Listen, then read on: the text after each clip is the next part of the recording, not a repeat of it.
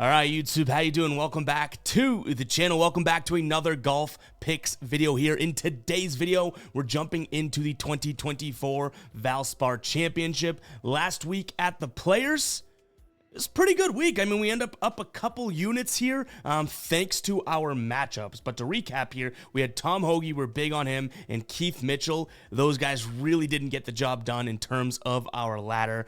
Keith Mitchell especially, we went from 40 all the way to 10, and he did not clutch up there. But Alex Noren, pumping some crowd noise for the dude. We laddered him 40, 30, 20, and 10, and he cashes 3 of those. That top 21 at plus 330. We shall take. And then below that, you can just see all of the green check marks. We go 7-1 in our one-on-one tournament matchups there. We went 3-0 in the Arnold Palmer. So that means in terms of tournament matchups, we're on a 10-1 little streak here. So maybe we can keep that going. I think we are kind of due for a little bit of regression. We cleaned up at the API. We cleaned up at the Players. Now we're heading into this Valspar Championship.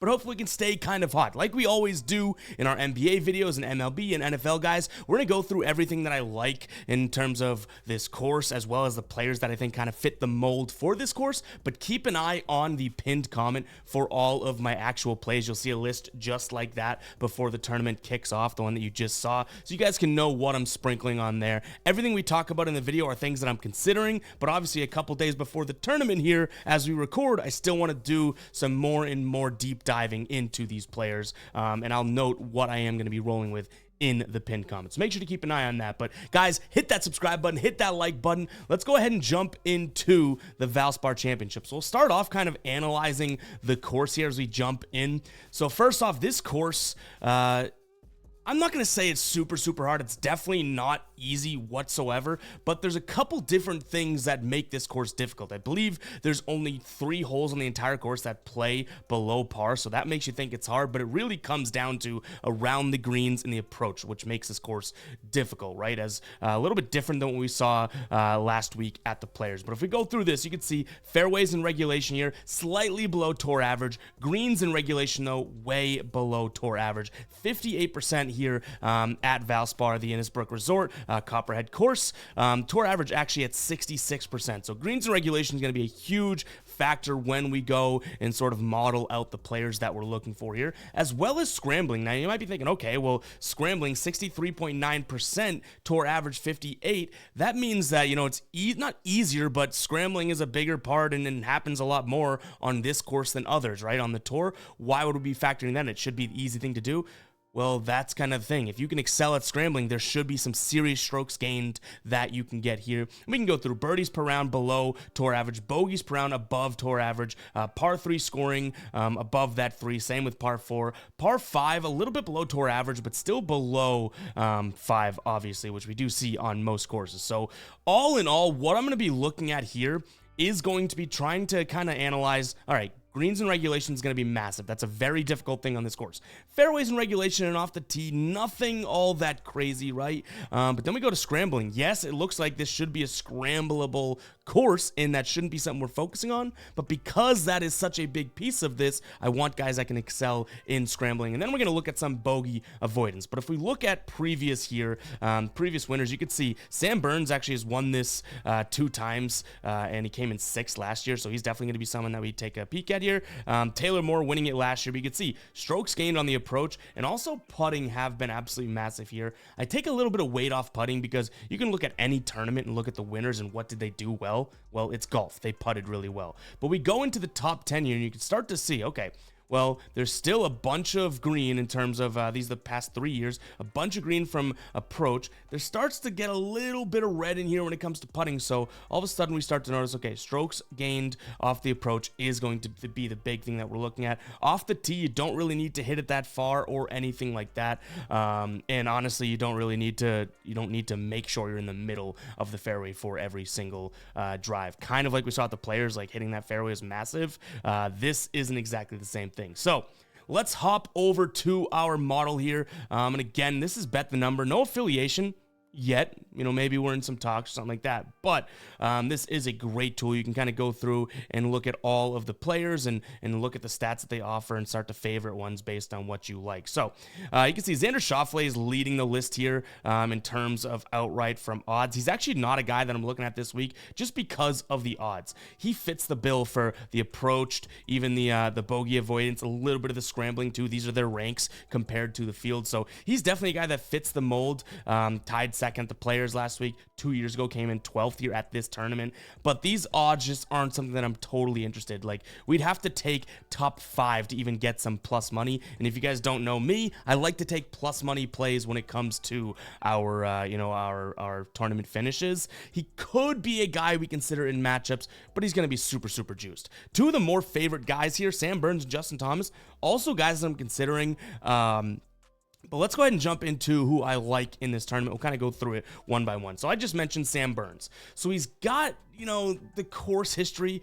2 years ago or 3 years ago, he wins it, follows it up with a back-to-back win, comes in 6th last year. Like, the dude has just been tearing up this course, and he's been playing okay golf. These finishes would not indicate how good he's been.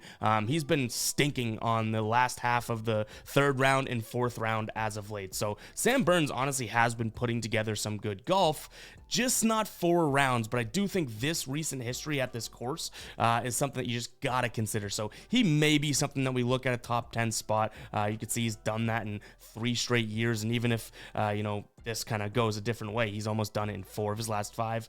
Moving on to Justin Thomas, another guy that we're kind of looking at course history, but he does have that most important stat. He's the 20th best guy when it comes to his last 10 rounds, strokes gained on the approach. So we got to look at that. Do I love the fact that he's stinking in greens regulation, scrambling, and even bogey avoidance? No, but he is JT, right? Like, we can't necessarily assume that he can't play like out and, above his pay grade in a sense. Like, when you look at this, his scrambling and whatnot, like, yeah, he could be somehow the best scrambler in the field one day because of how good JT is. So 2 guys, more favorites, right, in this tournament. You can see they're definitely the lowest of odds, but guys that I'm definitely considering. Now we get into some players that I like. Brian Harman has been playing great. Tied 12th, tied 2nd there at the Players last week. 7th best when it comes to strokes gained on the approach here.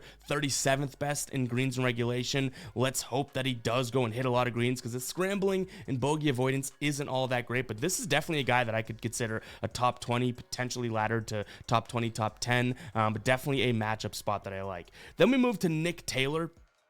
Last year, tied 10th here, and he's quietly kind of putting together a decent 2 weeks in a row. Tied 12th at the Arnold Palmer, tied 26th at the Players here, and you can see we're looking at this column, 22nd in terms of that. Stroke games putting, it's good to see that that's green. Scrambling, also green there, but could this 142nd in the field kill us when it comes to greens and regulation? Potentially. I think Nick Taylor could be a strong matchup choice. Not necessarily sure where I'd come out in terms of his tournament finishes.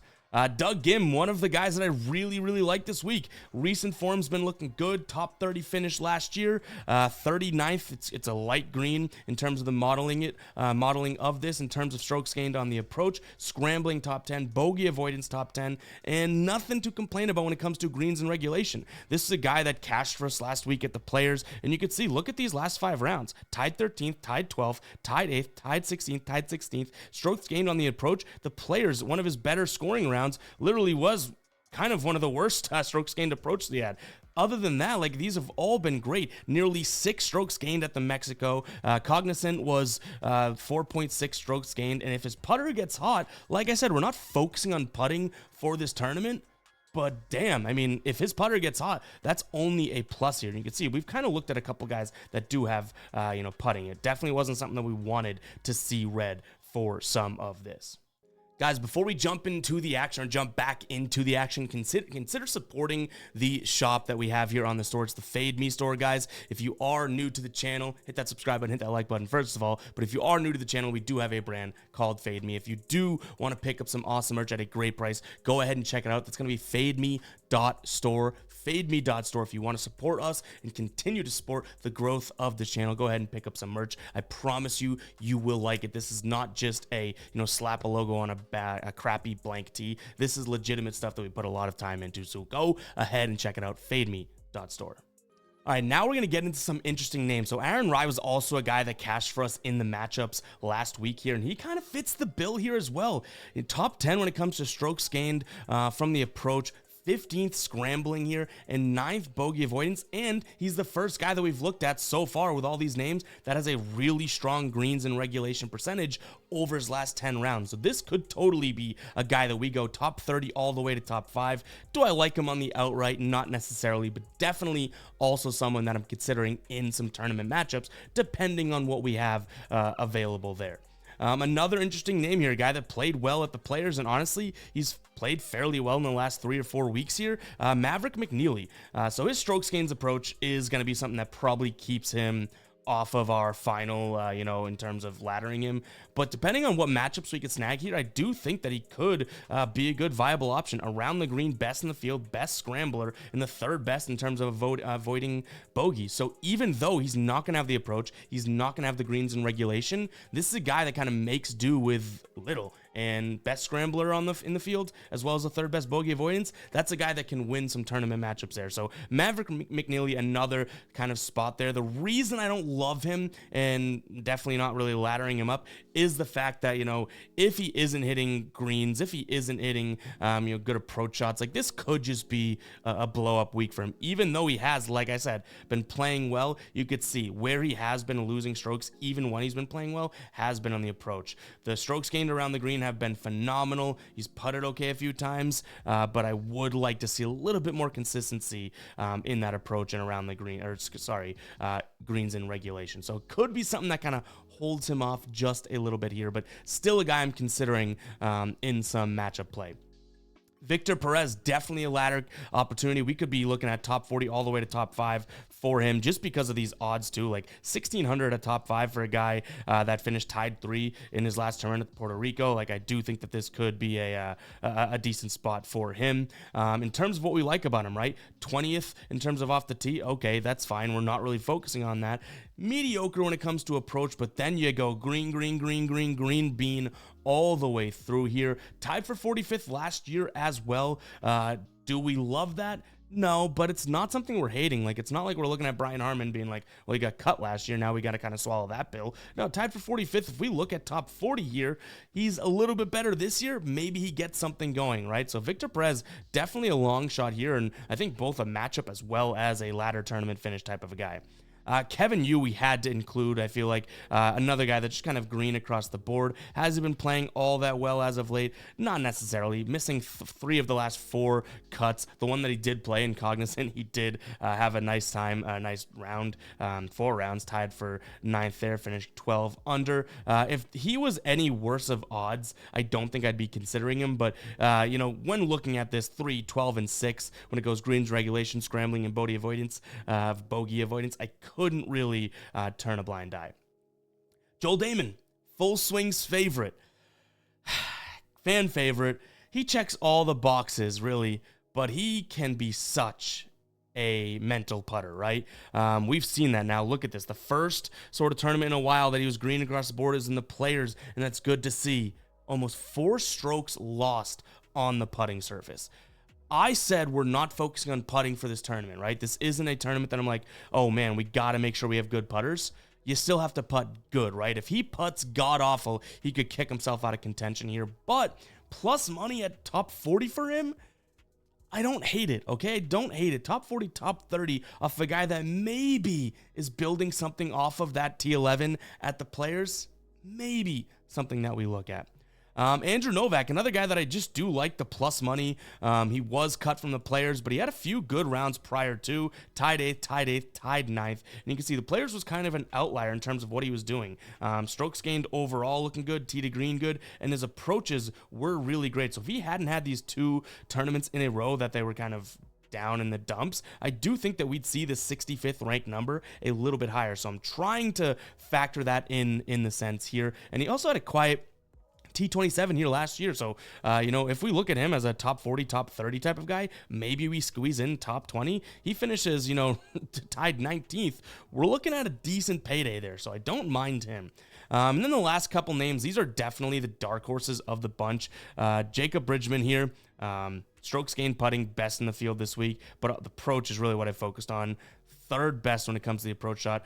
Scrambling, great. Bogey avoidance, great. Greens and regulations could scare me. In terms of his recent form here, he's looked okay, right? The Puerto Rican tied 23rd, and the Cognizant Classic here tied 28th.